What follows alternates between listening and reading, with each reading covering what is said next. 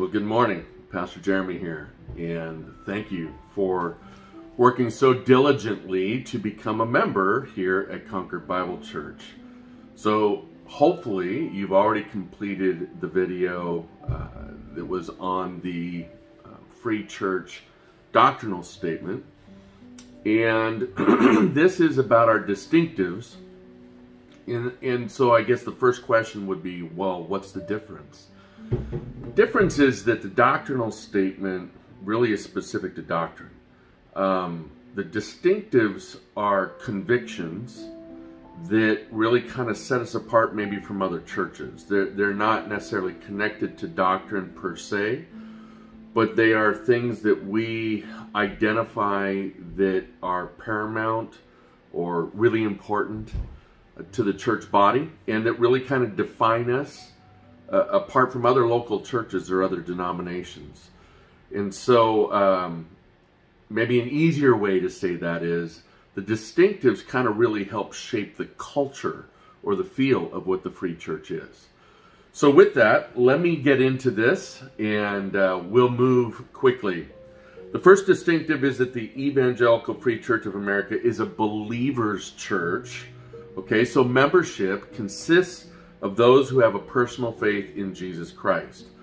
That membership is only contingent on this idea that to be the church simply means that you have committed your life to Jesus Christ. You have recognized that you are a sinner and you are separated from God because of sin, and that Jesus Christ is the answer for that, that God made one answer, and that was Jesus Christ, who willingly gave up his life and was the proper payment, the acceptable payment for our sin, to erase that sin, to erase that penalty. And so our faith in that Jesus is the Son of God, that Jesus came in physical form, and that he died on the cross and was raised on the third day. That's what the gospel is.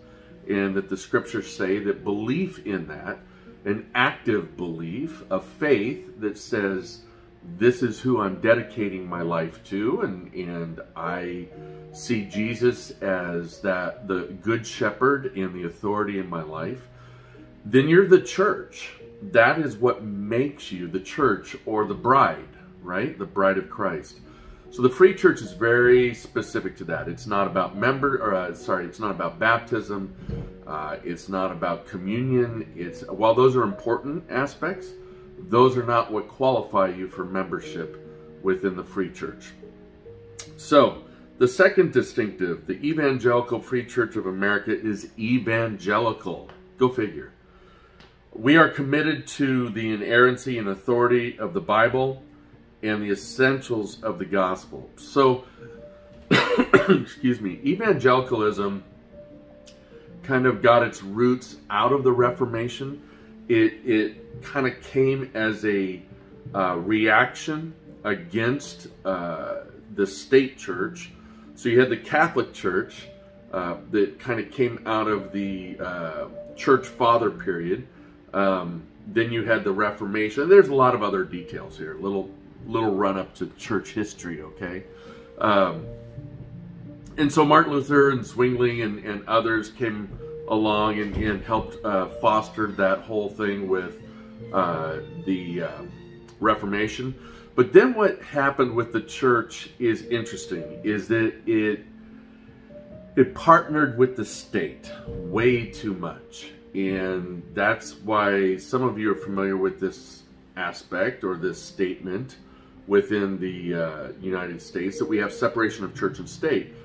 That clause or that phrase or that approach was brought about because of a reaction against state-controlled churches. And it wasn't to control the churches, it was to keep the state from controlling churches. And so evangelicalism kind of stemmed out of that same vein. And it came out of Western Europe. and you could say it even had tenets going back to the 18th century, but it really got its footing beginning in the 19th century. And the focus was more so about the gospel, that the church needs to get back to what Jesus asked the church to be, which is evangelical, which is a focus on the gospel and taking the good news to the world around us, being light to the world. And the church, even though it went through that Reformation period, kind of goes back to its old habits, right? And it had brought in, it exchanged one system for another system. And so evangelicalism was a pushback against the politicalization is a better way to say that, of the church. And really the best thing for you to understand about that is that the EFCA, the Evangelical Free Church of America, we identify with all the tenets and proclivities of basic evangelicalism, which means we're gospel focused. That's it. Number 3, the Evangelical Free Church of America embraces a humble orthodoxy in partnership with others of like faith. It's one of the aspects I love about the Free Church, is this willingness to major on the majors, minor on the minors, and understand and celebrate other brothers and sisters of like faith, even though the traditions can be a little bit different. Even though some denominations may practice certain things or historically have certain aspects, we would not disfellowship. That's an archaic word. We wouldn't stop hanging out with somebody because, like the Presbyterians believe in infant baptism. Okay, so we're not going to make that a deal breaker.